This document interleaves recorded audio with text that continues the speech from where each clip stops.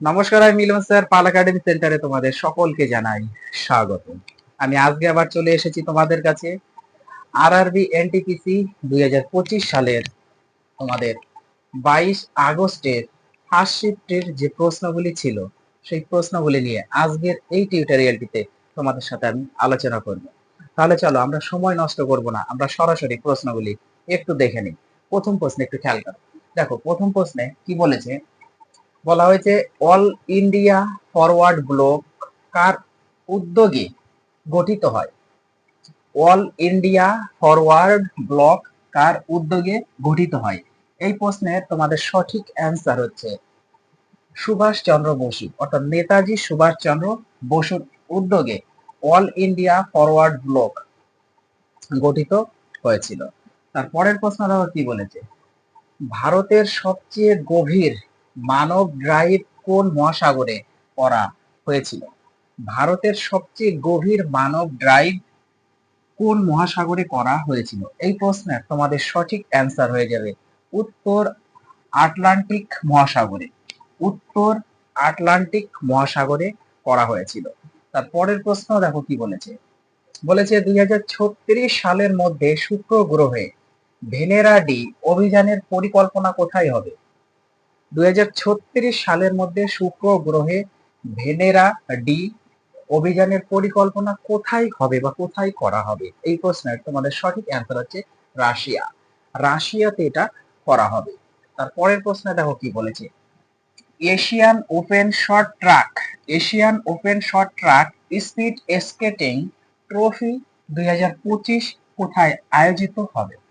দেখো কোশ্চেনটি আরেকবার রিপিট করছি, Asian open short track speed skating trophy 2025 কোথায় আয়োজিত করা হবে বা আয়োজিত হবে? এই প্রশ্নের তোমাদের সঠিক অ্যান্সার ভারতে। ভারতে আয়োজিত করা হবে। তারপরের প্রশ্ন, মালয়েশিয়া 2025 সালে তাদের প্রথম আন্তর্জাতিক চ্যালেঞ্জ শিরোপাকে জিতলেন বা জিতেছে। মালয়েশিয়া 2025 সালে তাদের প্রথম আন্তর্জাতিক চ্যালেঞ্জ শিরোপা কে জিতেছেন? এই প্রশ্নে তোমাদের সঠিক অ্যান্সার হচ্ছে দেবিকা সিহাগ। দেবিকা সিহাগ জিতেছেন। তারপরের প্রশ্ন দেখো কি বলেছে, সম্প্রতি কোন অস্ট্রেলিয়ান ক্রিকেটার মারা গেছেন? সম্প্রতি কোন অস্ট্রেলিয়ান ক্রিকেটার মারা গেছেন? এই প্রশ্নের তোমাদের সঠিক অ্যান্সার হয়ে যাবে বব সিম্পসন। বব সিম্পসন ইনি একজন অস্ট্রেলিয়ার প্লেয়ার এবং তিনি সম্প্রতি মারা গিয়েছেন। ওকে, বব সিম্পসন। তার পরের প্রশ্ন দেখো কি বলেছে, ভারতের কোন নদীকে বিহারের দুঃখ বলা হয়? ভারতের কোন নদীকে বিহারের দুঃখ বলা হয়? এই প্রশ্নের তোমাদের সঠিক অ্যান্সার হয়ে যাবে কোশি নদীকে। ভারতের কোশি নদীকে বিহারের দুঃখের নদী বলা হয়ে থাকে। তারপরের প্রশ্ন দেখো কি বলেছে, প্রাচীন ভারতের কোন গ্রন্থে প্রথম জাতি শব্দের উল্লেখ পাওয়া যায়? প্রাচীন ভারতের কোন গ্রন্থে প্রথম জাতি শব্দের উল্লেখ পাওয়া যায়? এই প্রশ্নের তোমাদের সঠিক অ্যান্সার হচ্ছে ঋগ্বেদ। অর্থাৎ ঋগ্বেদে প্রথম এই জাতি শব্দের উল্লেখ পাওয়া গেছে প্রাচীন ভারতের গ্রন্থে। তারপরের প্রশ্ন দেখো কি বলেছে, কোন রাজা সেচ ব্যবস্থার জনক নামে পরিচিত? কোন রাজা সেচ ব্যবস্থার জনক নামে পরিচিত? এই প্রশ্নের তোমাদের সঠিক অ্যান্সার হয়ে যাবে কুরিকাল। কুরিকাল চোল। কুরিকাল চোল। ওকে, তিনি হচ্ছে সেচ ব্যবস্থার জনক নামে পরিচিত। তারপরের প্রশ্ন দেখো কি বলেছে, গদর আন্দোলনের মূল কেন্দ্র কোথায় ছিল? গদর আন্দোলনের মূল কেন্দ্র কোথায় ছিল? এই প্রশ্নে তোমাদের সঠিক অ্যান্সার হয়ে যাবে সান ফ্রান্সিসকো। San Francisco. ওকে, সান ফ্রান্সিসকোতে এর মূল কেন্দ্র ছিল। তারপরে প্রশ্ন, সিভিল সার্ভিস কমিশন ভারতে প্রথম কবে গঠিত হয়? সিভিল সার্ভিস কমিশন ভারতে প্রথম কবে গঠিত হয়? এই প্রশ্নে তোমাদের সঠিক অ্যান্সার হয়ে যাবে 1886 সালে। 1886, 1886 সালে সিভিল সার্ভিস কমিশন ভারতে প্রথম গঠিত হয়েছিল। তারপরের প্রশ্ন দেখো কি বলেছে, অশোকের শিলালিপি মূলত কোন লিপিতে পাওয়া যায়? অশোকের শিলালিপি মূলত কোন লিপিতে পাওয়া যায়? এই প্রশ্নে তোমাদের সঠিক অ্যান্সার খ খরষ্টি ও ব্রাহ্মী, খরষ্টি ও ব্রাহ্মী লিপিতে পাওয়া যায়। তারপরের প্রশ্নে একটু চোখ রাখো, দেখো পরের প্রশ্নে কি বলেছে। পরের প্রশ্নে বলা হয়েছে যে 1932 সালে পুনা চুক্তি কাদের মধ্যে স্বাক্ষরিত হয়েছিল। কি বলেছে প্রশ্নটি? প্রশ্নটি বলেছে যে 1932 সালে পুনা চুক্তি কাদের মধ্যে স্বাক্ষরিত হয়েছিল। এই প্রশ্ন তোমাদের সঠিক অ্যান্সার হচ্ছে গান্ধীজি ও ডক্টর বি আর আম্বেদকরের মধ্যে। মহাত্মা গান্ধী এবং ডক্টর বি আর আম্বেদকরের মধ্যে 1932 সালে পুনা চুক্তি স্বাক্ষরিত হয়েছিল। তারপরের প্রশ্ন দাও কি বলেছে। সুপার কম্পিউটার, সুপার কম্পিউটার পরম কোন সংস্থার উদ্যোগে তৈরি হয়েছিল? সুপার কম্পিউটার পরম কোন সংস্থার উদ্যোগে তৈরি হয়েছিল? এই প্রশ্ন তোমাদের সঠিক অ্যান্সার হচ্ছে সিডিএসি, সিডিএসি এর উদ্যোগে তৈরি হয়েছিল। ওকে, তারপরের প্রশ্ন দেখো, বিশ্বের সবচেয়ে পুরনো কার্যকরী সংসদ কোন দেশের? বিশ্বের সবচেয়ে পুরনো কার্যকরী সংসদ কোন দেশের? এই প্রশ্ন তোমাদের সঠিক অ্যান্সার হচ্ছে আইসল্যান্ড। আইসল্যান্ড হচ্ছে সঠিক অ্যান্সার। তারপরের প্রশ্ন দেখো কি বলেছে। ভারতের প্রথম পারমাণবিক চুল্লির নাম কি?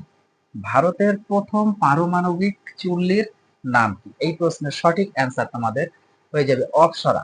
অপ্সরা হচ্ছে ভারতের প্রথম পারমাণবিক চুল্লি। তারপরের প্রশ্ন দেখো কি বলেছে। কোন রাজ্যে ভারতের প্রথম গ্রিন এস্টেট ঘোষিত হয়? কোন রাজ্যে ভারতের প্রথম গ্রিন এস্টেট ঘোষিত হয়? এই প্রশ্নের সঠিক অ্যান্সার তোমাদের সিকিম। সিকিম হলো সঠিক অ্যান্সার। আর পরের প্রশ্ন দেখো কি বলেছে। কোন মুঘল সম্রাটকে জিন্দা পীর বলা হতো? কোন মুঘল সম্রাটকে জিন্দা পীর বলা হতো? এই প্রশ্নে তোমাদের সঠিক অ্যান্সার হয়ে যাবে ঔরঙ্গজেব। ঔরঙ্গজেবকে জিন্দা পীর বলা হতো। তারপরের প্রশ্ন দেখো কি বলেছে। Indian council act, Indian council act প্রথম কবে পাশ হয়? প্রথম কবে পাশ হয়? এই প্রশ্নের সঠিক অ্যান্সার তোমাদের 1853 সালে, 1853, 1853 সালে ইন্ডিয়ান কাউন্সিল অ্যাক্ট পাশ হয়। তারপরের প্রশ্ন দাও কি বলেছে।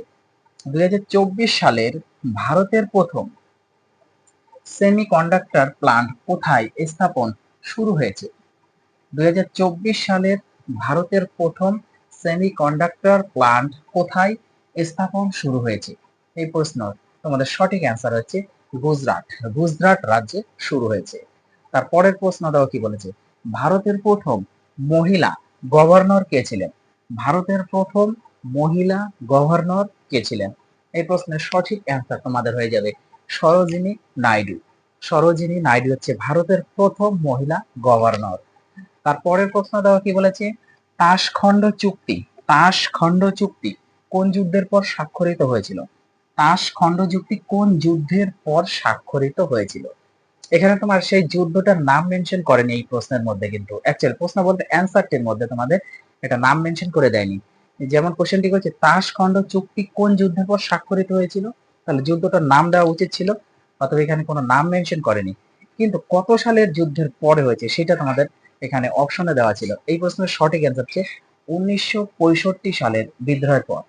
1965 সালের বিদ্রোহের পর এই তাশখন্ড চুক্তি স্বাক্ষরিত হয়েছিল। তো তোমার জন্য আমি এখানে এই প্রশ্নটা ছেড়ে দিলাম যে এই 1965 সালে অ্যাকচুয়ালি কোন যুদ্ধ হয়েছিল, কোন যুদ্ধের পরে এই তাশখন্ড চুক্তি স্বাক্ষরিত হয়েছিল, আমাকে একটু কমেন্ট বক্সে কমেন্ট করে পারলে জানাবে। তারপরের প্রশ্নটাও কি বলেছে। ডিউরান্ড রেখা, ডিউরান্ড রেখা কোন দুটি দেশের মধ্যে সীমানা? এই প্রশ্নের তোমাদের সঠিক অ্যান্সার হয়ে যাবে ভারত ও পাকিস্তান। ভারত ও পাকিস্তান এই দুটি দেশের সীমানা হচ্ছে ডিউরান্ড রেখা। তারপরের প্রশ্নটাও কি বলেছে। প্রথম পঞ্চবার্ষিকী পরিকল্পনার মূল লক্ষ্য কি ছিল? প্রথম পঞ্চবার্ষিকী পরিকল্পনার মূল লক্ষ্য ছিল হচ্ছে কৃষি খাত। কৃষি খাত ছিল প্রথম পঞ্চবার্ষিকী পরিকল্পনার মূল লক্ষ্য। ক্লিয়ার? তারপরের প্রশ্ন দেখো কি বলেছে। পরের প্রশ্নে একটু চোখ রাখো, দেখো পরের প্রশ্নে বলা হয়েছে যে 2024-25 সালে এআইএফএফ সেরা পুরুষ খেলোয়াড়ে, কি বলেছে 2024-25 সালে এআইএফএফ সেরা পুরুষ খেলোয়াড়ে পুরস্কার কে জিতেছে? এই প্রশ্নের তোমাদের সঠিক অ্যান্সার হয়ে যাবে অনিরুদ্ধ থাপা। অনিরুদ্ধ থাপা কি হয়েছে 2024-25 সালে এআইএফএফ এর সেরা পুরুষ খেলোয়াড়ে তিনি পুরস্কার জিতেছেন। তার পরের প্রশ্ন দেখো কি বলেছে, সম্প্রতি দিল্লির পুলিশ কমিশনার হিসাবে কে নিযুক্ত হয়েছেন? সম্প্রতি দিল্লির পুলিশ কমিশনার হিসাবে কে নিযুক্ত হয়েছেন? এই প্রশ্নের সঠিক অ্যান্সার তোমাদের সতীশ গোলচা। সতীশ গোলচা নিযুক্ত হয়েছেন। তারপরের প্রশ্ন দাও কি বলেছে, সম্প্রতি ভারত এবং কোন দেশ সামুদ্রিক সহযোগিতা বৃদ্ধির জন্য একটি যৌথ কর্মী গোষ্ঠী গঠন করেছে? দেখো আরেকবার রিপিট করছি প্রশ্নটি, কি বলেছে, সম্প্রতি ভারত এবং কোন দেশ সামুদ্রিক সহযোগিতা বৃদ্ধির জন্য একটি যৌথ কর্মী গোষ্ঠী গঠন করেছে? এই প্রশ্নের সঠিক অ্যান্সার হচ্ছে তোমাদের সৌদি আরব। সৌদি আরব হচ্ছে কারেক্ট অ্যান্সার। তারপরে প্রশ্ন, সম্প্রতি কোন রাজ্য সরকার অভিবাসী শ্রমিকদের প্রত্যাবর্তনের জন্য শ্রমশ্রী প্রকল্প চালু করেছে? কি বলেছে, সম্প্রতি কোন রাজ্য সরকার অভিবাসী শ্রমিকদের প্রত্যাবর্তনের জন্য শ্রমশ্রী প্রকল্প চালু করেছে? এই প্রশ্নের সঠিক অ্যান্সার হচ্ছে পশ্চিমবঙ্গ রাজ্য সরকার। ওকে, তারপরের প্রশ্ন দেখো কি, ঝুমুর কোন রাজ্যের পরিবেশিত একটি ঐতিহ্যবাহী নৃত্য? ঝুমুর কোন রাজ্যের পরিবেশিত একটি ঐতিহ্যবাহী নৃত্য? এই প্রশ্নের সঠিক অ্যান্সার হচ্ছে আসাম রাজ্যের। ওকে, আসাম হচ্ছে সঠিক অ্যান্সার। তারপরের প্রশ্ন দেখো কি বলেছে, বলছে সম্প্রতি ফ্রাঙ্ক ক্যাফ্রিও 88 বছর বয়সে মারা গেছেন, তিনি কে ছিলেন?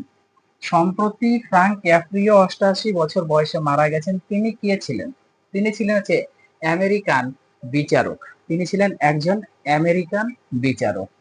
তারপরে প্রশ্ন দাও কি বলেছে, সম্প্রতি কোন রাজ্যের জালালাবাদ শহরের নাম পরিবর্তন করে পরশুরামপুরী রাখা হয়েছে? সম্প্রতি কোন রাজ্যের জালালাবাদ শহরের নাম পরিবর্তন করে পরশুরামপুরী রাখা হয়েছে? এই প্রশ্নের সঠিক অ্যান্সার তোমাদের উত্তরপ্রদেশ বা ইউপি। ওকে, উত্তরপ্রদেশ বা ইউপি হচ্ছে সঠিক অ্যান্সার।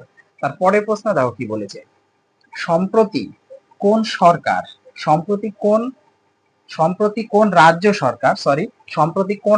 সরকার 18 বছরের বেশি বয়সী ব্যক্তির জন্য নতুন আধার কার্ড তৈরি না করার সিদ্ধান্ত নিয়েছে? দেখো কি বলেছে, বলছে সম্প্রতি কোন রাজ্য সরকার 18 বছরের বেশি বয়সী ব্যক্তিদের জন্য নতুন আধার কার্ড তৈরি না করার সিদ্ধান্ত নিয়েছে? এই প্রশ্নের তোমাদের সঠিক অ্যান্সার হচ্ছে আসাম রাজ্য সরকার। ওকে, আসাম রাজ্য সরকার এই সিদ্ধান্ত নিয়েছে। তারপরের প্রশ্ন দেখো কি বলেছে, বলছে সম্প্রতি প্যারা টেবিল টেনিসে বিশ্বের 1 নম্বর খেলোয়াড় কি? সম্প্রতি প্যারা টেবিল টেনিসে বিশ্বের 1 নম্বর খেলোয়াড় কি? এই প্রশ্নে তোমাদের সঠিক অ্যান্সার হয়ে যাবে ভাবি না প্যাটেল। ভাবি না প্যাটেল হচ্ছে এই প্রশ্নের সঠিক অ্যান্সার। ওকে, তারপরে প্রশ্ন দেখো কি বলেছে, পরের প্রশ্নে একটু চোখ রাখো। দেখো পরের প্রশ্নে বলা হয়েছে যে বিখ্যাত কেশবানন্দ ভারতী কোন বিষয়ের সাথে সম্পর্কিত ছিল? দেখো প্রশ্নটি কি বলেছে, বলেছে যে বিখ্যাত কেশবানন্দ ভারতী কোন বিষয়ের সাথে সম্পর্কিত ছিল? এই প্রশ্নের তোমাদের সঠিক অ্যান্সার হচ্ছে শ্রীপাদ গোলবারু এবং কেরালা রাজ্য মামলার সাথে সম্পর্কিত ছিলেন। অ্যান্সারটা যে শ্রীপাদ গোলবারু এবং কেরালা রাজ্য মামলার সাথে কেশবানন্দ ভারতী কি ছিল, যুক্ত ছিলেন বা সম্পর্কিত ছিলেন। তারপরের প্রশ্ন দেখো কি বলেছে, সম্প্রতি ভারতের সামুদ্রিক মাছ উৎপাদন কত শতাংশ বৃদ্ধি পেয়ে লক্ষ টনে পৌঁছেছে? সম্প্রতি ভারতের সামুদ্রিক মাছ উৎপাদন কত শতাংশ বৃদ্ধি পেয়ে লক্ষ টনে পৌঁছেছে? এই প্রশ্নের সঠিক অ্যান্সার 8.9%। 8.9% হচ্ছে এই প্রশ্নের তোমাদের সঠিক অ্যান্সার।